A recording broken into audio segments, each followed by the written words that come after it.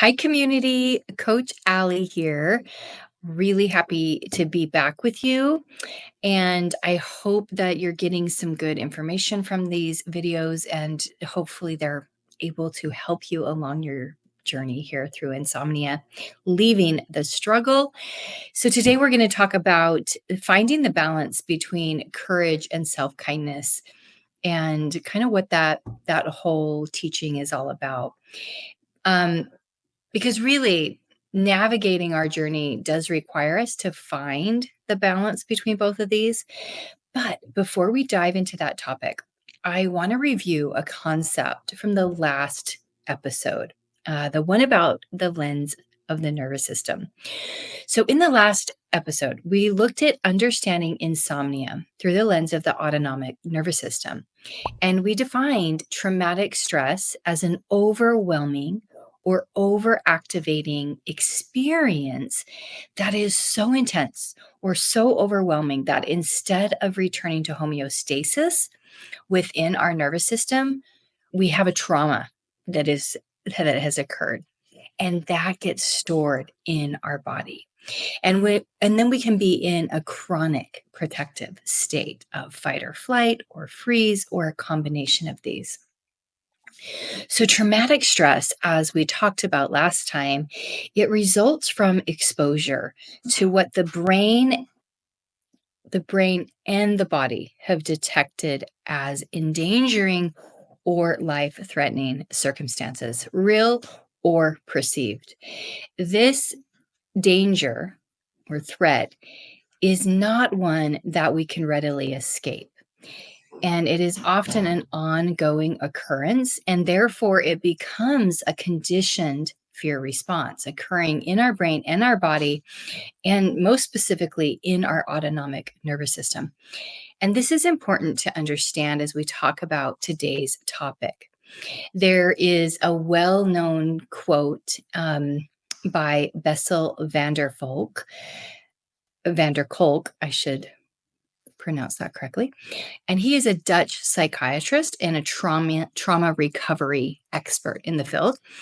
And he wrote a book by the same name as this quote. And the quote is, "The body keeps the score," meaning we remember traumatic experiences less in words and more with our feelings and our bodies, which is why the experience of insomnia can feel so scary. It is also why we can't talk our way into safety. We have to feel our way into safety. This is where we will need to find the courage to tolerate some discomfort, to feel into the anxiety, the fear, and to understand that although these are really uncomfortable feelings and sensations, they cannot hurt us. And this requires some courage because it's not easy work to face our fears, especially when this scared part of our brain will resist every step of the way. And it's because this part of our brain that has registered this experience as life-threatening is constantly urging us to do something, fight, fix, control, manage, escape, solve this problem. It's basically screaming at us. Only with the case of insomnia, our brain has just been misinformed. It's not a real threat, but a perceived one. So sleeplessness, albeit really uncomfortable, it is not life-threatening, and neither are any of the emotions, sensations, and thoughts that we have during that experience. So recovery is about creating a new neural pathway, one of safety and okayness, really acceptance, but it's this knowing, this deep inner knowing that we're going to be okay, that we are okay. And the conditioned fear response is nothing more than a program, a very strong survival response, but a program nonetheless. And because of the neural plasticity of our beautiful brain, we can create a new program. So I want to introduce a new concept today. We just reviewed our traumatic stress, And today I want to share a concept with you known as post-traumatic growth. And this is this is just a really cool thing that can happen after recovery, during recovery, but when we feel that we have recovered. And post-traumatic growth can be born from traumatic stress. And how we get there is finding our way between courage and self-kindness. During our recovery journey, we will go back and forth in a dance of sorts between efforting, controlling, managing, fixing, to acceptance, allowing, letting go, and surrender. Post-traumatic growth is a psychological theory that describes the positive, life-changing experience that can occur after an incredibly stressful, traumatic, or challenging life event. PTG is different from resilience, which is the ability to return to how you were before the trauma. But post-traumatic growth is new growth. It is the rewiring that happens in the brain that can change a person pretty dramatically. The way we think, the way we live, and the way we thrive. So some examples of this post-traumatic growth include new understanding of oneself, the world, and how to relate to others, new possibilities in life, personal strength and capacity for challenge, a spiritual change or a new outlook spiritually, a desire to help others, appreciation for life, more self-awareness, more compassion and empathy for others. So this is really, really amazing and exciting. And it does require us to get there by finding our way through courage and kindness. So we will have different depths of capacity in different stages of our journey. And recovery has a long tail because most of us have many fears around sleep, many attachments, emotional attachments to sleep, and thresholds of what is acceptable. But when everything becomes acceptable and we're no longer fighting, things get easier. When I decided to allow all possible outcomes to be okay, my attachment to sleep lessened. And this is really, really key. But courage and kindness is one of those balances that we each have to find for ourselves. It's going to look different for everybody. What I know for me and my journey is there were some nights that I found I had the courage, I had the capacity to sit and be with whatever showed up that night.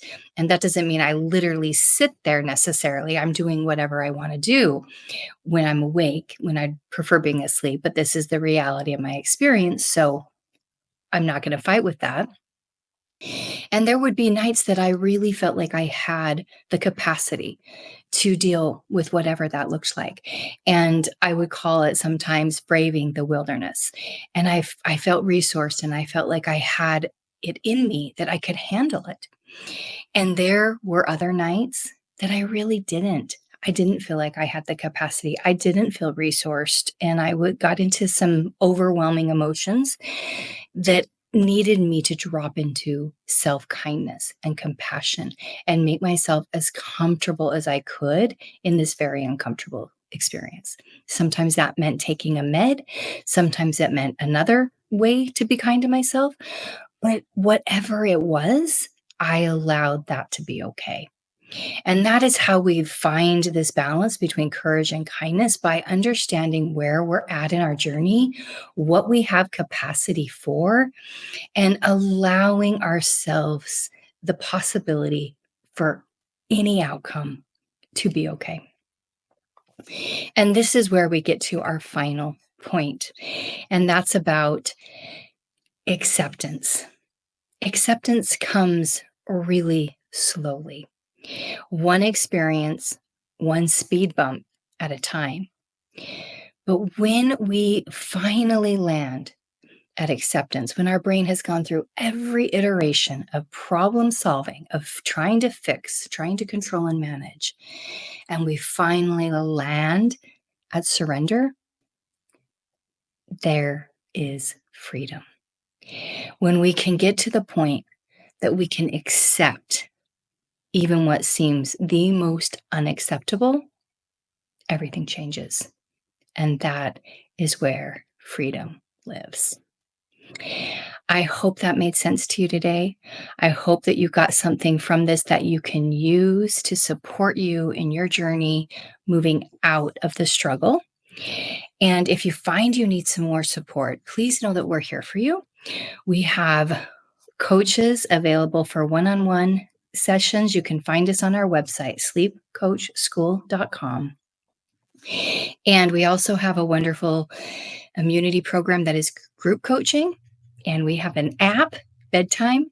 So we have lots of ways to support you. So please reach out and know that we're here for you.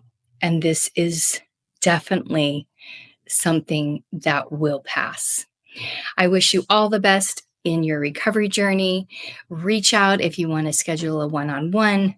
I'm here for you. Thank you so much for taking the time to watch this video. Be well. Hi there, it's me, Coach Daniel, and I hope it is obvious to you to what degree we at the Sleep Coach School really try to put out content that will help you on your path to peaceful sleep and peace of mind. And I hope you really enjoyed the video that you just watched. Now, some people don't learn the best by watching videos, but rather by reading. And I wanted to share a little tip with you. The books that most people really talk about having helped them is This Is Narrow and Set It and Forget It. But I think most people miss out on my personal favorite, which is Tales of Courage. All of my books are available on Amazon. But Tales of Courage is special because in Tales of Courage, we've taken 26 success stories from the channel, and we've taken sort of the most powerful language, the most inspirational and educational parts of those interviews and put them in a book.